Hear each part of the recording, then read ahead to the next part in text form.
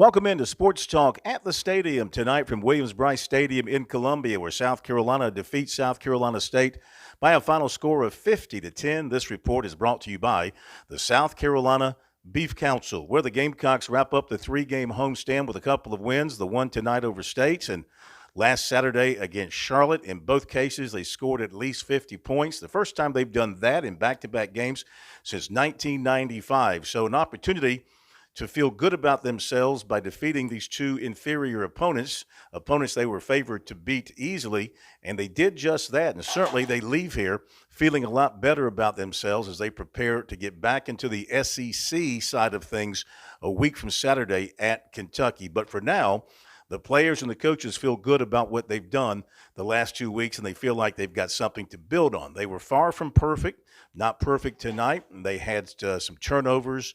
They had a couple of balls bounce off of the hands of receivers that were intercepted. They left the ball on the ground one time, but they did a number of good things. They ran the ball well. They passed the ball well. They did some things on special teams once again, ran a trick play after their first touchdown on the two-point conversion, put a defensive tackle in at the Wildcat position in Tonka Hemingway and snapped the ball direct to him and let him run it in for the two-point conversion. They also blocked another punt tonight. So they did some good things in a number of different areas. And defensively, they only allowed the one touchdown drive to open the second half for South Carolina State, and they totally kept State's passing game under control. Their outstanding receiver, Shaq Davis, only had 3 catches tonight for 62 yards. They didn't complete very many passes at all, and they kept the running game pretty much in check as well. So a lot of things to like by the Gamecocks tonight in their performance against South Carolina State.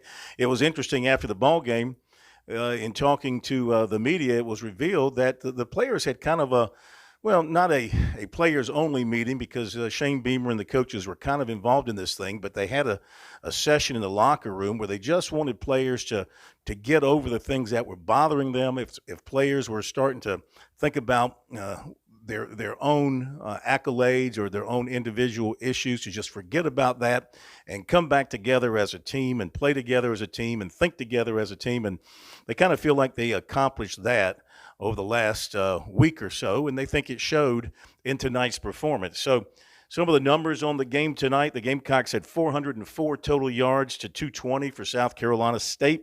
Gamecocks threw it for 219, State for 75. They rushed it for 185 to 145 for State. State really hurt itself with penalties. They were 12 penalties for 117 yards against the Bulldogs. Gamecocks 5 of 10 on third down. They averaged 6.6 yards per play. Very effective in the red zone, scoring on 7 of 8 trips into the red zone tonight. Both teams had 3 turnovers.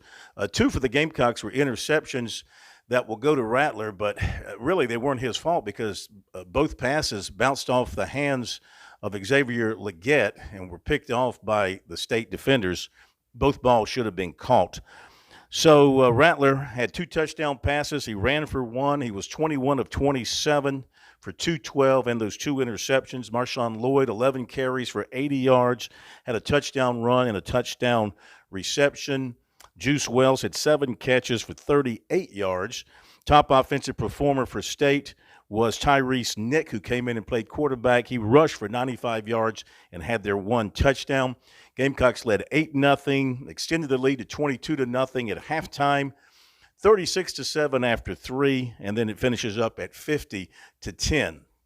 Gamecocks played tonight without their offensive line coach, Greg Atkins, who, according to Shane Beamer, had a minor medical issue that came up earlier in the week, and he's dealing with that, and they do expect him to be back in a short period of time. They don't expect this to be anything that will stand out. A couple of other notes from the game. The Gamecocks broke out some helmets with some new logos on the side. It was kind of a block C with no Gamecock bird in the middle of it.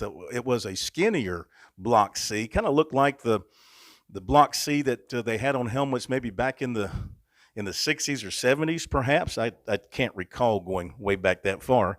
And also, the biggest disappointment to me was that the Marching 101, the South Carolina State Band, didn't get a chance to perform on their own. They meshed with the USC band, and They all stood in formation and played concert-like instead of having a chance to march around and do various formations. I found that to be kind of disappointing at halftime, but the two bands playing together did sound very, very good.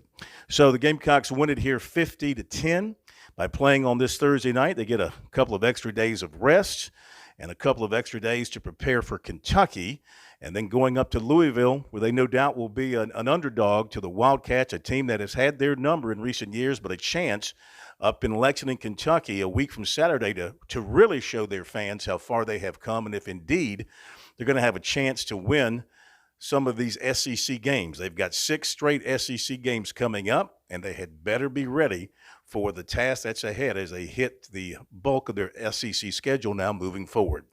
Final again, 50-10, the Gamecocks over South Carolina State, brought to you by the South Carolina Beef Council. That'll do it for tonight's edition of Sports Talk at the Stadium. On our website, we've got other post-game coverage from tonight and on Friday night. Now, tomorrow night, we'll talk all about it on Sports Talk.